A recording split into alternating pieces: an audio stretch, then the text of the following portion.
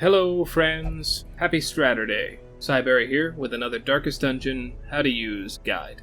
Quickly, before I begin today, thank you for tuning in, and don't forget to subscribe, hit the like button, and share this guide with a friend.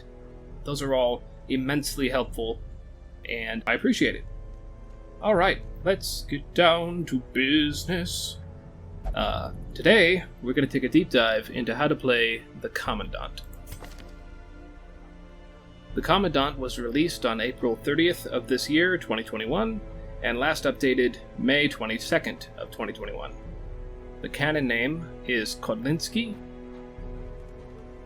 and let's just breeze through the credits before we get into the nitty-gritty.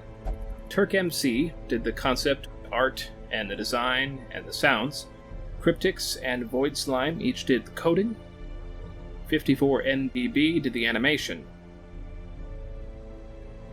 So as we get into the base stats here, you're going to see a lot of these stats are reined into the middle values, and I absolutely love that in characters. A jack-of-all-trades kind of build. So this is very, you'll find it uniquely sturdy enough and just damaging enough, fast enough. You'll see what I mean. The max HP at Resolve level 1. Yeah, disregard that he's a level 5 hero. He's had a lot of the town events leveling him up without this one going out at all. But anyway, the HP is going to start out at 24 at Resolve level 1 and progress to a 44 at Resolve level 5. This is what I consider to be average. This is the same progression as a Vestal. It's really comparable to a Bounty Hunter or a Highwayman. So you're going to find that this is probably enough HP in most cases. The Dodge is going to start at 0 at Resolve level 1 and progress by 5 each level to a total of 20 at Resolve level 5. This is the below average track for Dodge. It's the same you're going to see with an Arbalist or a Plague Doctor. It's very typical for classes like that, even the Leper, for instance. The Prot is 0, nothing to see here. Speed is a 5. Uniquely, his next speed up happens at rank 2. At Resolve level 2, it's going to turn to a 6. At Resolve level 4, it's going to turn to a 7, and it stays at a 7 at Resolve level 5. So this speed is above average, and he kind of tracks into his next tier of speed earlier than most, so I would actually give him the edge and call this a good speed. It's very comparable at max level and early level to a Bounty Hunter and a Highwayman, but it's going to be a little bit different at all those intermediate levels. So this is kind of an interesting growth. The accuracy mod is 0. Again, nothing to see here. The crit is going to start at 4% at first resolve and progress to an 8% at max resolve. This is above average crit. I would consider a starting level of 3% average, and as such, this is above average. So it's not going to be super spectacular in its base crit, but depending on what you're doing with him, his main, I would call main attack, has a high level crit on it.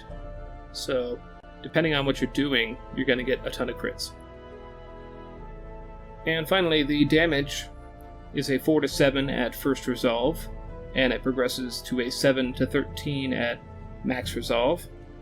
This is the same tracking of a backline damage dealing class. It's similar to an occultist. It's similar to a Plague Doctor, even though that's misleading. Typical Plague Doctor play does not do a lot of direct damage. Statistically speaking, it's the same numbers. So let's just dive right into the combat skills real quick. The first one we got is Officer's Pistol. It's usable from rank 1, 2, or 3, and you can target rank 1, 2, or 3 enemies with this attack. It's a ranged attack with an accuracy base of 90. It does full damage and has a crit modifier of plus 9%. This will mark the target, and if you kill with this attack, all heroes will heal 2 stress. believe this heal goes up a decent chunk to a 6 at max resolve. So you're going to find if he can get a finishing kill on a softened up enemy, everyone is going to benefit. He's got the morale of his entire unit on his mind, and honestly, he's good at whipping people into shape. The second, no pun intended, attack on his list is Whiplash. It is usable from rank 2 or 3, and you can select either rank 1 or rank 4 enemies with this attack. It is a melee attack with an accuracy base of 90, a damage modifier of negative 20%, and a crit mod of plus 5%. Also, you're going to get a ton of crits with this attack. I don't use it a ton because of its limited utility, but it is actually really good on these last 2 lines. It is going to inflict knockback for 3 ranks if the enemy is in rank 1 with 100% base, and it will pull 3 ranks if the enemy is in rank 4 for 100% base. So if you got a guy in the back rank and you want to pull him up so everyone can hit him, this is a great attack. This is also a great attack if you get somebody in the front rank and you want to throw them into the back ranks so they are useless. So there's a lot of enemies in this game. They're not everywhere, but in some of the dungeon areas that are worthless if you pull them into the wrong ranks. And they will try to weakly damage you from an out-of-rank position, or even try to slowly move themselves back into position. It's kind of funny. So if you are running into an area like that, or some enemies spring to mind, maybe consider the Commandant. The third of his skills is Perilous Ground. This is usable from rank 2, 3, or 4, and it will select all enemy targets. This is a melee attack, oddly enough, with an accuracy base of 95 and a damage modifier of negative 75%. Typical of a AoE attack, the crit mod is a -5 at start. I believe that progresses all the way to a -1. That's not bad. And this is going to inflict bleed on the target for 1 point a round for 3 rounds, and it will debuff the target, -3 speed with 100% base, and a -20% bleed resistance with 100% base. So you're going to find this guy works really well with Houndmaster. If he doesn't inflict the bleed, he's probably going to inflict a debuff at least that will make it so the next bleed opportunity is even more weighed in your favor. But this is a good AoE. If you're going to trinket him to enhance how much bleed damage he does, he's a very good bleed starter like that. And you can, with the right trinkets, if you've got the human Duchess's head, for example, that's a good way to do this. This is also a melee attack, which makes it interesting because there's another trinket that works with specifically melee attacks, inflicting bleed. The fourth skill is Stranglethorn. It is usable from rank 2, 3, or 4, and can target rank 2, 3, or 4 enemies. This is a melee attack with an accuracy base of 95, a damage modifier of negative 80%, and this is going to break guard, break riposte, and debuff that target from -13 dodge and -13 accuracy. And these debuffs are gonna increase to about, I think, 25-ish at max level. Let me check real quick. Yeah. So at every level, this is a double-digit debuff to accuracy and dodge. This is like a single target shutdown move. So if you've got a guy just a pain in the ass on the other team, and they are guarding people that you really don't want them guarding, or they're setting up a post, just hit them with this. If you think it's going to be a problem going into a boss or some kind, just hit them with this and just watch and laugh. The fifth ability is Rally the Troops. It is usable from rank 1, 2, or 3, and targets your entire party.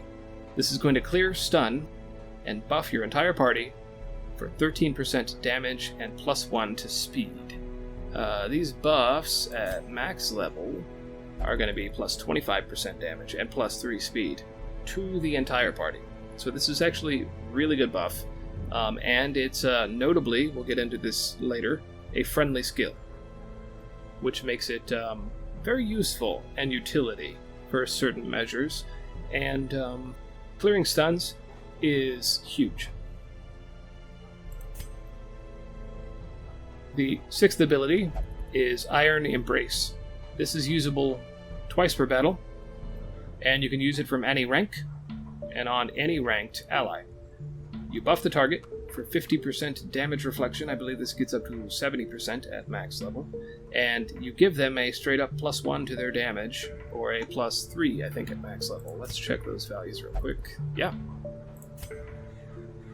So basically, this is a good single target empowering move. And if you've got somebody who's maybe he's a guard riposte unit, and you just want to make sure they are the best at their job, right? Give them this. Just target them with this. Have them guard whoever they're going to guard. My suggestion is to guard the Commandant, just because of how I equip mine. He's not a dodge tank, and he's not necessarily kitted to certain needs.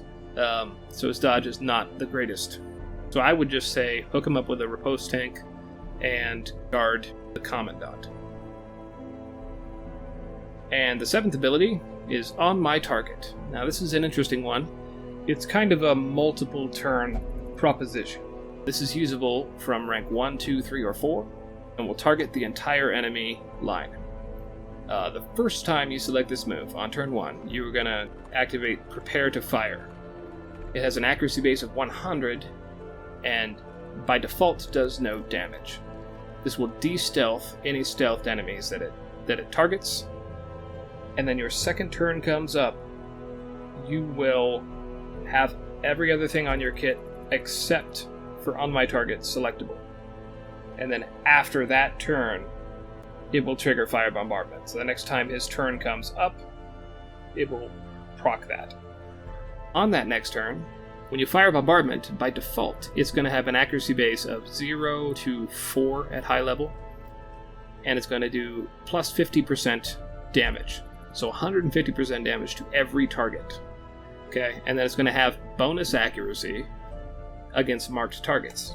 You can see where this is going, and the ones it hits are going to stun with 100% base. So you're going to cleave through them, doing great damage on his third turn, and potentially stunning any who survive, assuming they are marked. That's the catch. If you can mark everybody, or even 3 targets in that time, and then he uses this, I think it's worth it.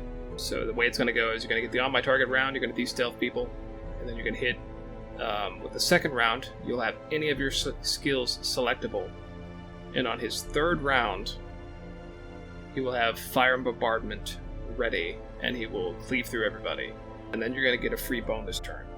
So it's just very good, but it ramps up into that ability.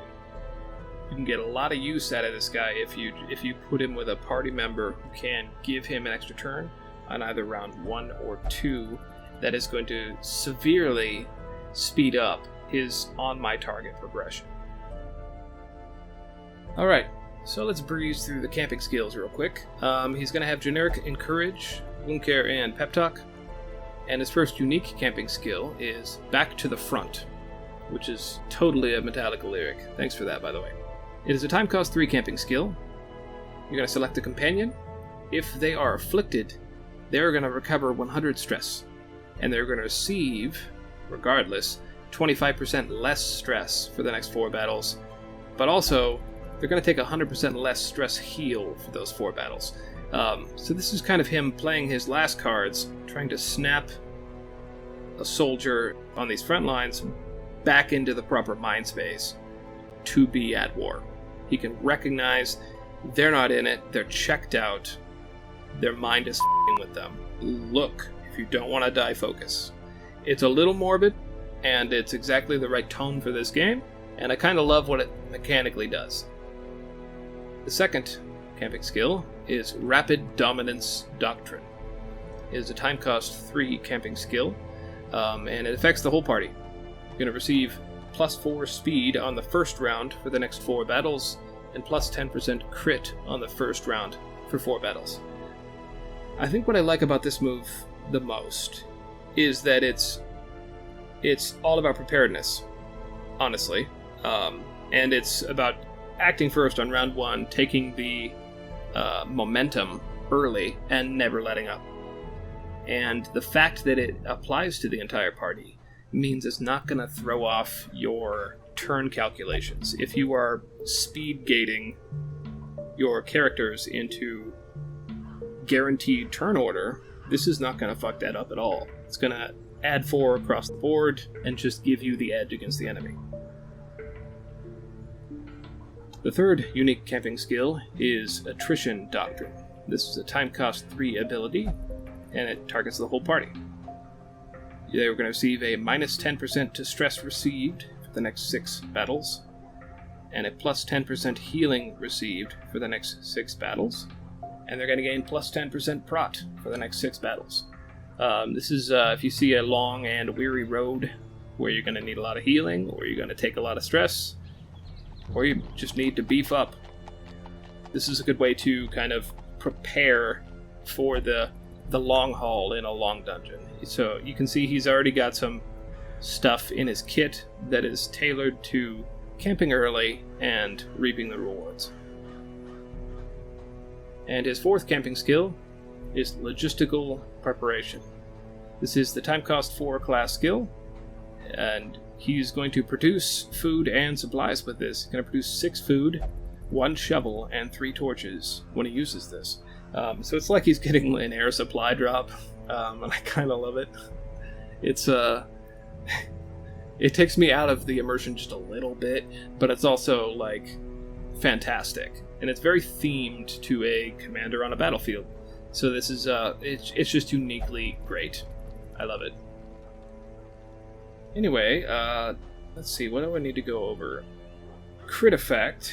Okay, when you get a crit with the Commandant, which should happen often if you are using either of these, is going to debuff that target for plus 50% blight received or plus 50% bleed received. So they're going to receive more damage from bleeds, unless I'm reading the code wrong, that is. Could be mistaken. They're going to receive more damage from blights and bleeds, thus things like Perilous Ground are going to be vastly more effective. And it's just a really good crit effect, and it's going to debuff them for 3 rounds. Let's see, quirks that I would lock on the Commandant. I don't know that any really stand out. He has a surprising amount of melee attacks.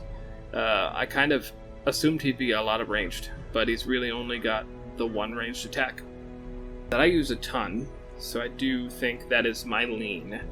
But if you were using him as a bleed setter, and maybe using this as or Whiplash as some extra tech, maybe you want to go with something like Precise Striker and lock that to get extra crits on melee attacks.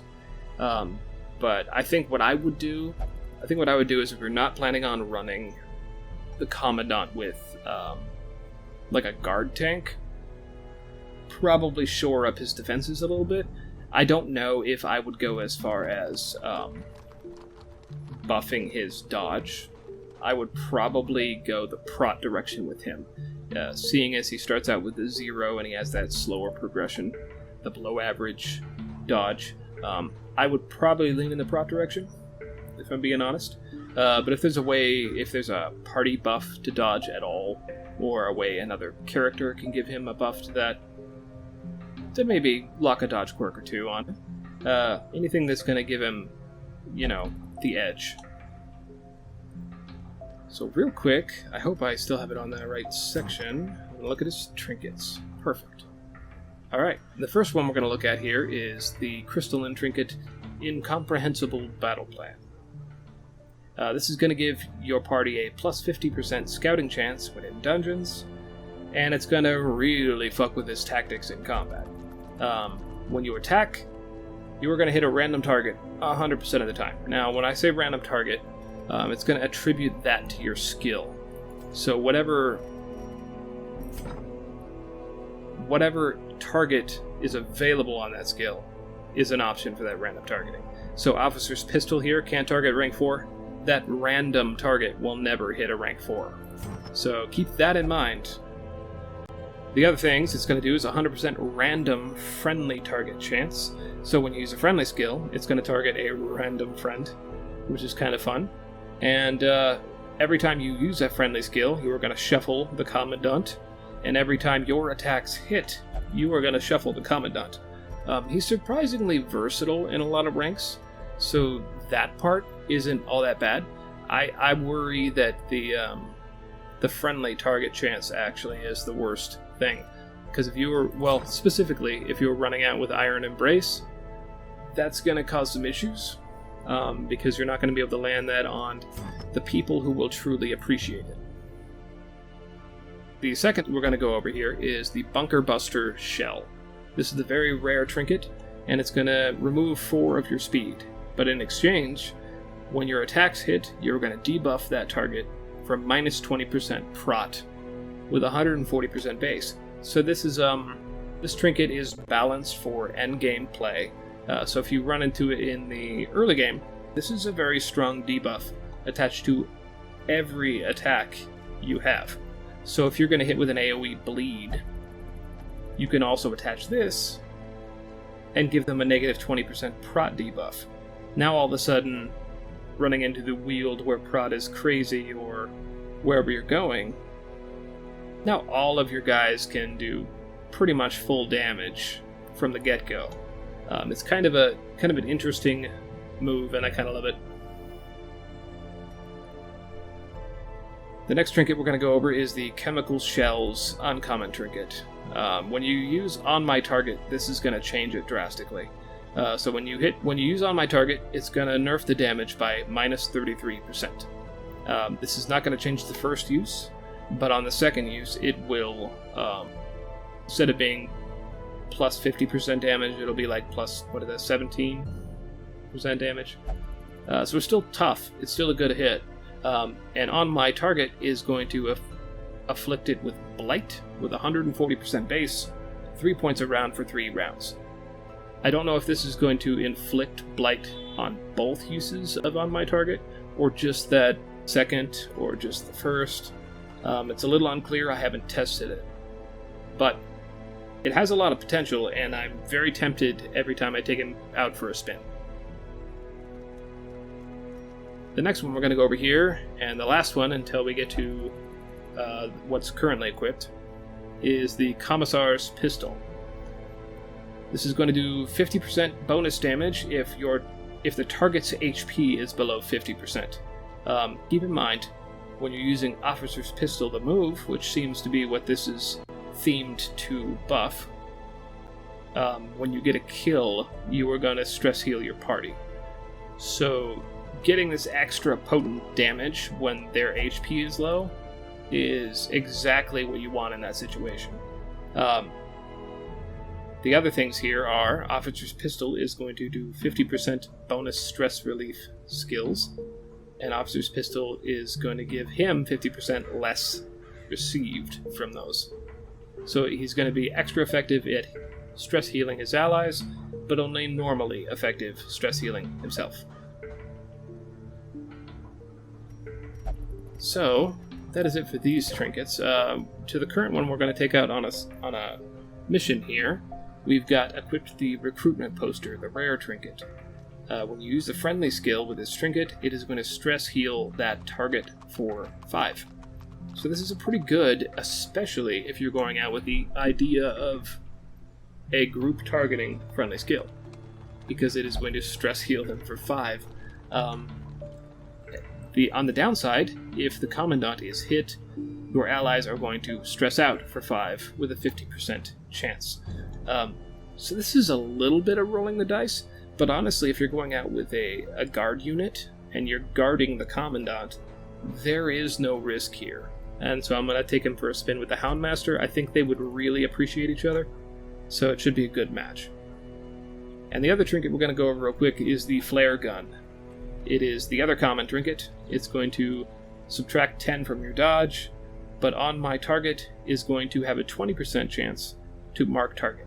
Now, I don't have On My Target equipped, but I figure I wanted to give it a try, because I'm going to try and switch these skills around on the mission and hopefully show a good amount of what his kit can do. So let's see. Well, that one's not risky to my roster, so let's try that. The concept behind this group, it's just a typical marking group, but we'll see. It's got a lot of versatility and utility to it that I can change up my tactics from battle to battle to suit the Commandant. Corruption has soaked the soil, sapping all good life from these groves. Man, they're gonna make me go both ways. Let us burn out this evil. Well, I'm gonna be completing this dungeon anyway, but I have a feeling I'm not gonna run into enough battles that direction. We're gonna go this way, just to guarantee I don't have to waste anybody's time. Hey! Speaking of not wasting any time. Alright, well, because I don't know what my tactic is just yet, we're gonna double up the Commandant's turn.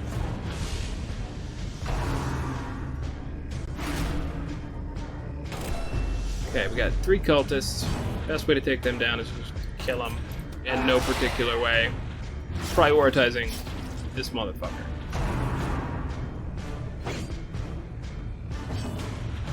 Already. Wow, Commandant has a slow turn because of the debuffs. Don't need that guy anymore. Alright, we're gonna first try out Rally the Troops. I don't got any stuns, but a buff and a party stress heal.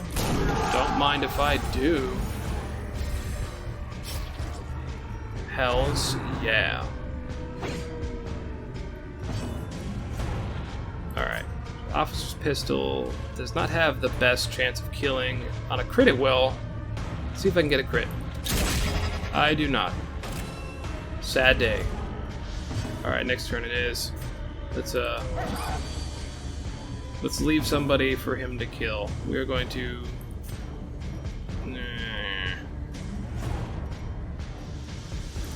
We're just gonna do that. Confidence surges as the enemy crumbles.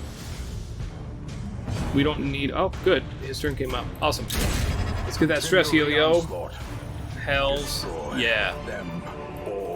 The unfortunate thing is we're already going in with some stress. And it's on the Commandant. So, like, that's going to be a problem we'll surmount by the end of this run.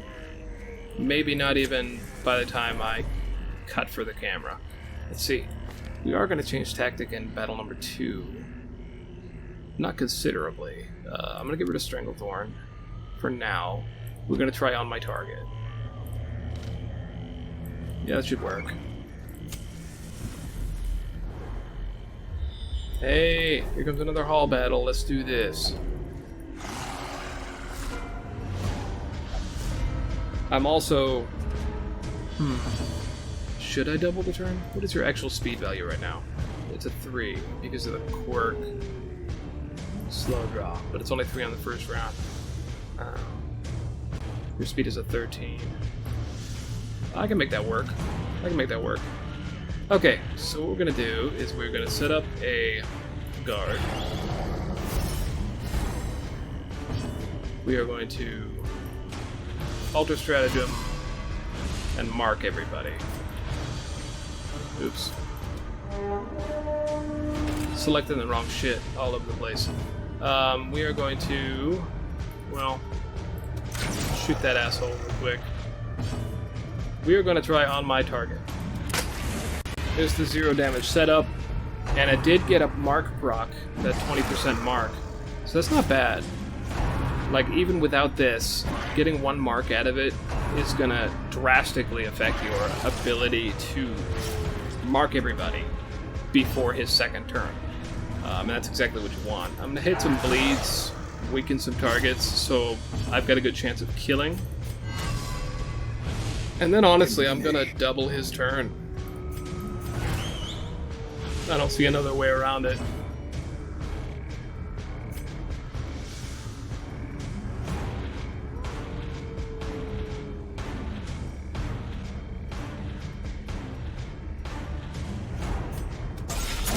Powerful blow. There it is.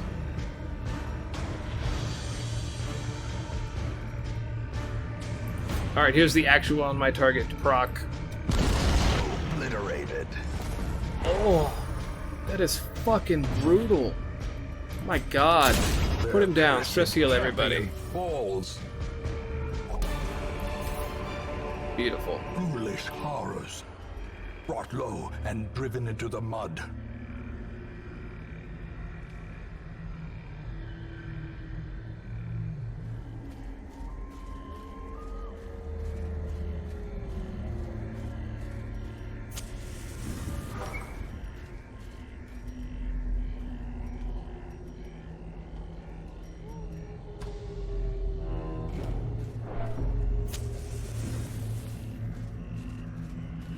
Third fight, we're honestly going to do that again. That was pretty effective.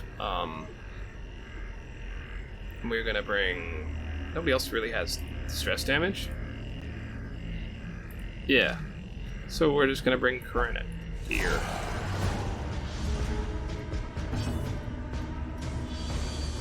Alright. We're going to do it a little weird this time.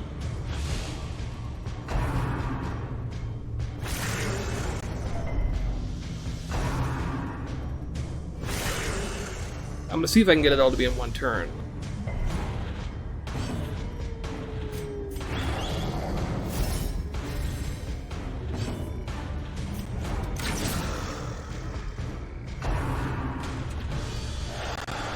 Gotta keep in mind I have to mark everybody before it happens. Or luck into some marks with on my target.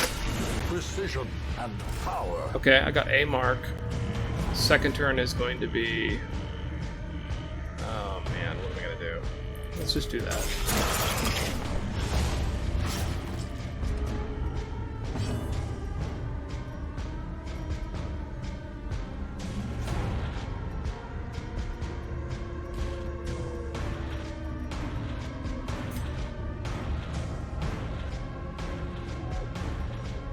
I don't have her mark move, so it's gonna be... I hope he goes last. Let's just put it that way. I hope the tactician goes first. There we go. And then mark everybody.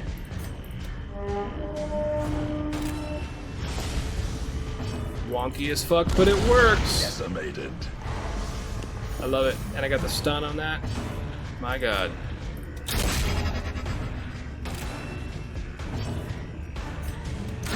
The bigger the beast, the There it greater is. the glory.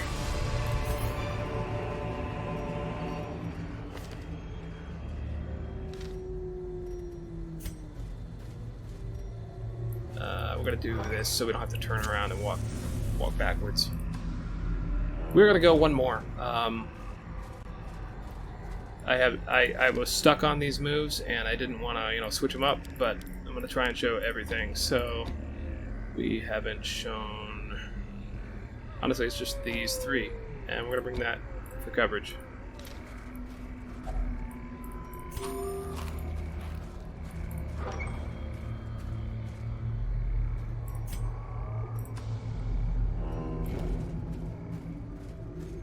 Come on, motherfuckers.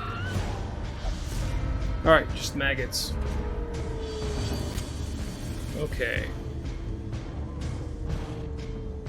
Which tactic am I going to use first? Well, I'm going to give them 2 turns anyway. I don't expect these guys to last long. Set a bleed. We're going to waste your turn to give him 2. Alright. Iron Embrace. I'm going to hit you with the Iron Embrace, even though you're not guarding anybody. And because it's a friendly skill, you got that stress heal. And I'm going to Whiplash you. Another one falls. And Whiplash does a good chunk of damage. The fact that it only targets rank 1 or rank 4